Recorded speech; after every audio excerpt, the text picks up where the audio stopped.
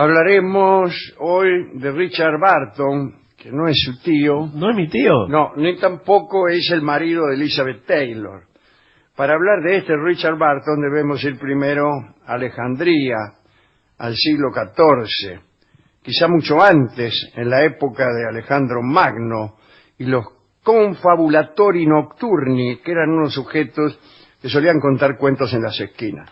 Debe ser una época posterior a la de Alejandro, porque si bien Alejandro fundó Alejandría, lo que dejó fueron unas marcas. La ciudad se hizo después. Aquí será Alejandría, dijo él, trazó las dos calles principales y nada más. Pero bueno, allá por el siglo XIV se recoge en Alejandría, ya estaban instalados allí los musulmanes, una serie de fábulas cuyo origen podría remontarse hasta la época de Alejandro. Con todos esos cuentos se hizo un libro infinito, un libro que no terminaba nunca. Alf Laila wa Laila, las 1001 noches, o las 1000 noches y una noche, o las noches arábigas, las noches árabes, ¿no? El título ya sugiere un libro infinito, porque decir 1000 noches y una noche es decir más de 1000, y 1000 es infinito. Bueno, en 1792, el cónsul inglés, el capitán Richard Francis Burton, emprendió la traducción de las 1001 noches. Trataba, por cierto, de aniquilar a un traductor anterior, que era Edward Lane, pero antes que él todavía, había estado el francés Galland, Juan Antonio Galland, que tenía un asesor marmita. La traducción de Galland es rara. Para empezar, se dice que hay algunos cuentos de esa traducción que jamás estuvieron en el original. Y se trata justamente de los cuentos más famosos, por lo menos los más difundidos. Ahí está Aladino y la lámpara maravillosa, el cuento del príncipe Ahmed, no sé si Ali Baba y los 40 ladrones también. Esos cuentos no estaban en la compilación original. Algunos de los más famosos comentaristas de las 1001 noches han conocido únicamente la traducción de Galland. Coleridge, Tennyson, Poe conocieron la traducción de Galland y no conocieron la de Burton. Bueno, es como tener una especie de infancia de los relatos de las 1001 noches, puesto que la versión de Galland es, digamos, aquello que recibimos todos cuando niños, es decir, es la versión más edulcorada y la más adecuada para contársela a niños pequeños. No es quizá la mejor, pero es la más adecuada para niños. Pero vamos a Burton, a este cónsul inglés, que dice, bueno, voy a traducir. Burton soñaba en 17 idiomas distintos, pero dominó 35, y tenía mucho que decir. Hay 72 volúmenes con su obra, una obra muy considerable y algunas son rarísimas. Leo los títulos. Sí. Goa y las montañas azules, Sistema de ejercicios de bayoneta, Relato personal de una peregrinación a Medina, Las regiones lacustres del África ecuatorial, Exploración de las mesetas del Brasil, Sobre un hermafrodita en las islas de Cabo Verde. Díganme, ¿quién no leería estos libros? ¿No? Un paseo geográfico, además. Cartas desde los campos de batalla del Paraguay.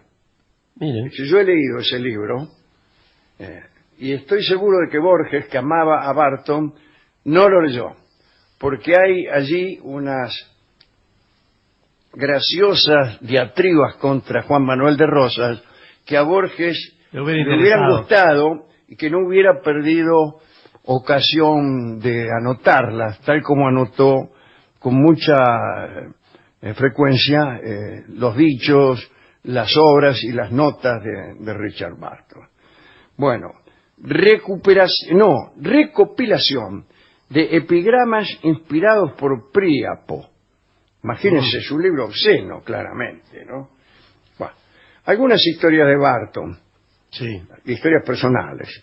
Disfrazado de afgán, peregrinó a las ciudades santas de Arabia, besó el famoso aerolito de la Cava. Usted sabe que si un circunciso, un nazraní, profana el santuario, debe morir. Barton fue uno de los pocos incircuncisos que pudieron jactarse de haberlo hecho. Posiblemente el primer hombre blanco que lo hizo. Bueno, ejerció la medicina en el Cairo, haciéndose pasar por derviche.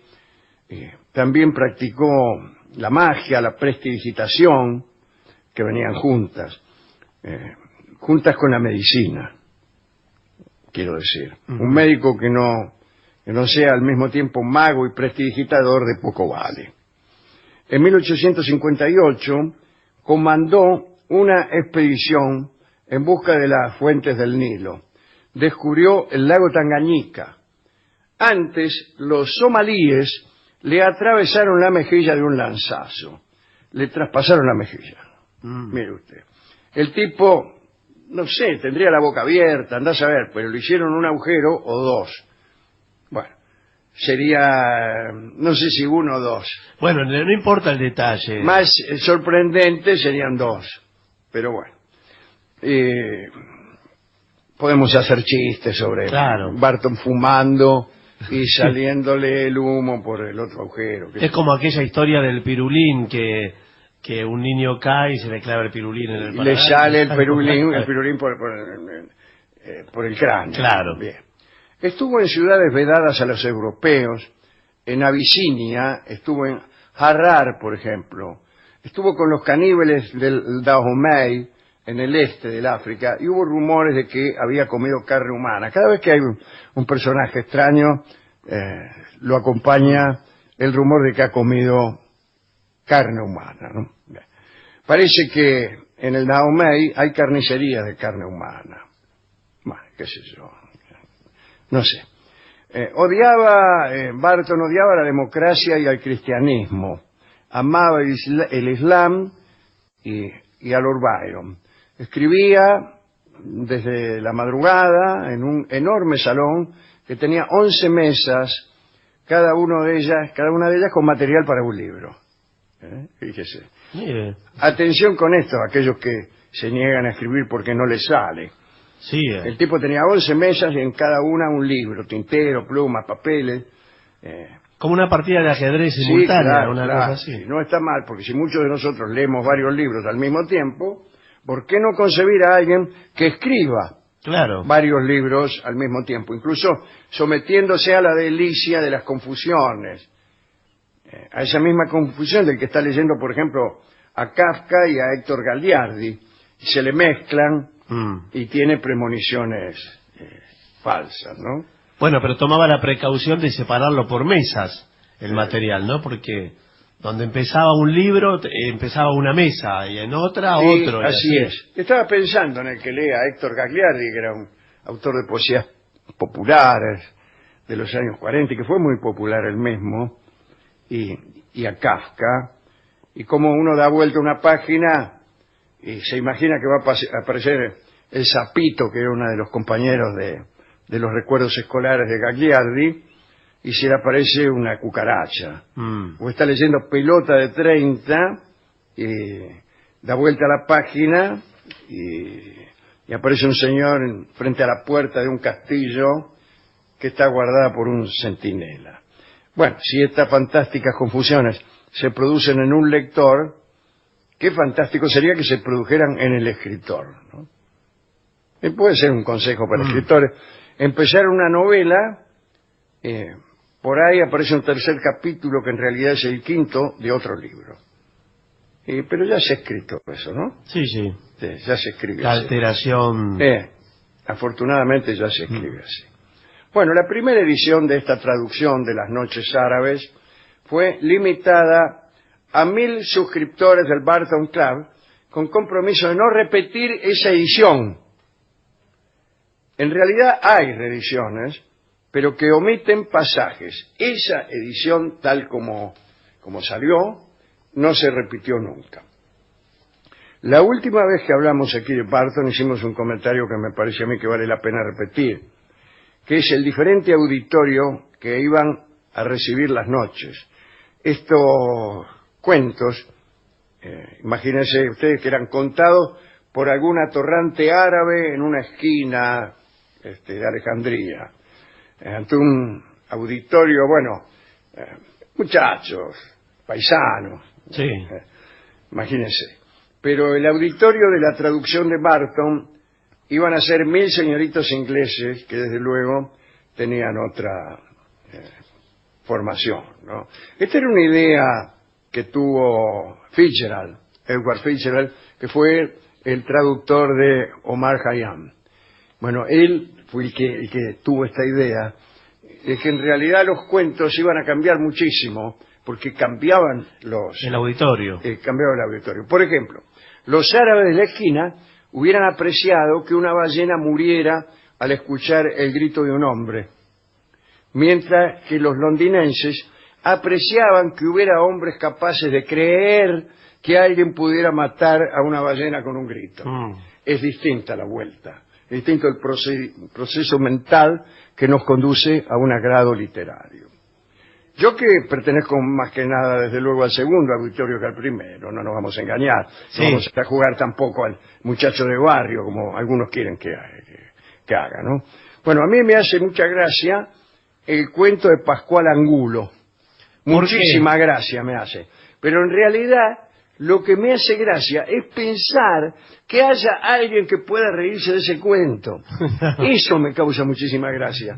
Mientras que a los árabes les haría más gracia que un señor se cambiara el nombre e igualmente fuera escarnecido. Tal es el argumento, no desdeñable, por cierto, del cuento de Pascual Angulo, que desde ya, aclaro, no forma parte de la colección de Las Mil y una Noches. No, eso está claro. Lo que pasa es que los árabes pensaban que era verdad, y nadie requiere de la verdad que sea verosímil o que sea ingeniosa. La verdad es la verdad. Y aquellos ingenuos pensaban que era verdad que un tipo hacía morir a una ballena con un grito. Y el que no piensa que es verdad ya requiere otras virtudes. Requiere simetría, belleza, extravagancia, ingeniosidad y hasta verosimilitud.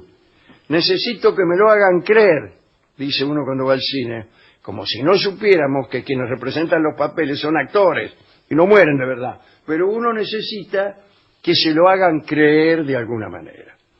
Para que los lectores no se le plantaran, porque el libro era muy extenso, Barton abundó en notas explicativas. Explicativas de las costumbres de los hombres islámicos, especialmente de las eróticas. Y las notas yo creo que tienen tanto interés y no más que las noches. El primer ensayo de Barton había sido un informe sobre los prostíbulos de Bengala. Por favor, señor. Parece un fuego artificial. Sí. Algunos temas de las notas, que acabo de citar, las notas. Defensa de los castigos corporales. Ejemplos del respeto islámico por el pan. Los pelos de las piernas de la reina Belkis. Teoría y práctica oriental de la ingratitud. El pelaje preferido de los ángeles, que como bien sabemos es el overo. ¿Sí? Sí. Hablo de pelaje de los caballos, ¿no? Sí. Claro. El overo que acá entre nosotros ¿Qué es? no es un pelaje muy bien visto. Se le critica siempre... ¿Cuál es el overo? El clarito. El clarito. Es un poco clarito, medio rosadón. Claro. Ese es el overo. Es un caballo no muy bien visto. Se le criticaba a Estanislao del Campo aquel comienzo del Fausto, que era en un overo rosado, y este hombre jinetazo, como dice, Claro, no. en un overo rosado no rimaba mucho. Continúo con el nombre de las notas de Richard Barton. Mitología de la secreta noche del poder, la noche del Cadir. Diatriba contra el régimen democrático. Noticias de las partes pudendas del musulmán, que como saben los oyentes de este programa, en el hombre van del ombligo a la rodilla y en la mujer de los pies a la cabeza. Una ponderación del asado argentino. ¿Sí? Sí. Molestias de la equitación cuando la cabalgadura es humana. proyecto de cruzar mujeres con monos para lograr buenos proletarios. Bueno, estas son algunas de las notas de la traducción de Barton. Que son títulos de cuentos prácticamente. Sí, claro. Son chistes. Sí. Me parece. Bien. Algunos le han achacado a Barton pobreza de estilo, qué sé yo. Es que pasa lo siguiente. Unos diálogos, por ejemplo, de Las Mil y Una Noches. Buenas tardes, dijo el derviche. ¿Cómo le va? Dijo el califa. Y cada vez es dijo. Siempre es dijo. Littman, otro traductor, se acusaba de haber mentido para evitar eso. Y todo lo que consiguió fue un catálogo de sinónimos. Declaró, manifestó, contestó, respondió, espetó, gritó, aulló, pensó, conjeturó, dudó. No sé si eso es enriquecer el idioma.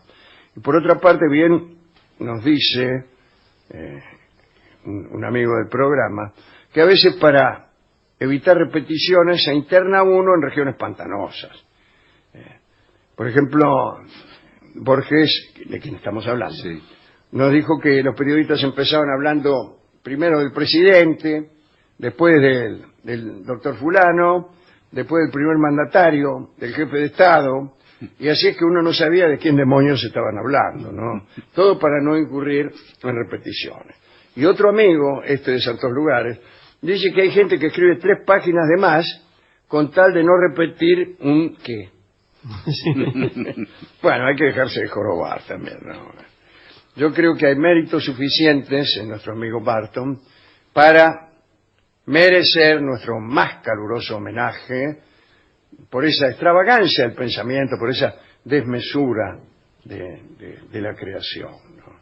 Tenía ese berretín cósmico de querer vivir todas las vidas, que es respetable y también es una de las metas de este programa. Pero bueno, ¿a quién dedicar este asunto? Primero a aquellas personas que como Barton tienen ese berretín cósmico, ¿no? Bien. Y segundo, ¿a quién más? A todos los que nos conocen. Bueno, sí. A todos los Barton, ya que está, así entro en esa. Bueno.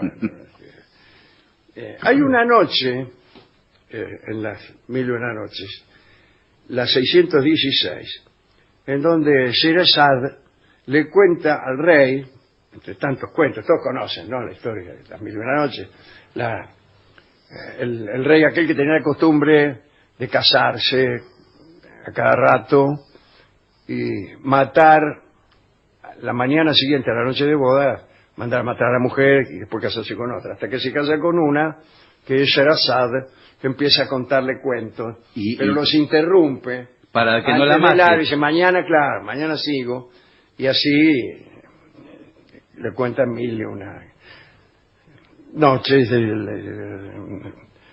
Bien, y en la noche 616 le cuenta al rey, entre tantos cuentos que le ha contado, que le va a contar, su propio cuento. Le cuenta que había un rey que mataba cada noche a su amante.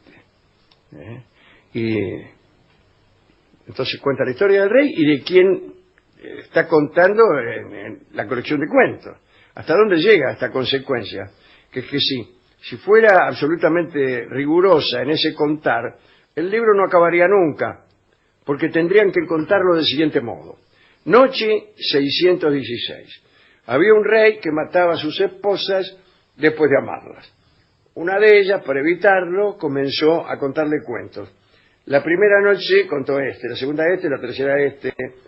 Y repite todos los cuentos en la noche 616. Claro, y vuelve hasta que llega a la 616 y le cuenta un cuento que le dice así: había un rey que mataba a sus esposas después de amarlas, etcétera, ¿no? Una de estas, para evitarlo, comenzó a contarle cuentos. El primero decía, y vuelve. Así que esa noche, la noche 616, es una noche eterna. Claro, ahí se termina. La noche que vuelve, como aquel que volvió una noche cuando no la esperaban. Bueno, aquí la que vuelve es la noche.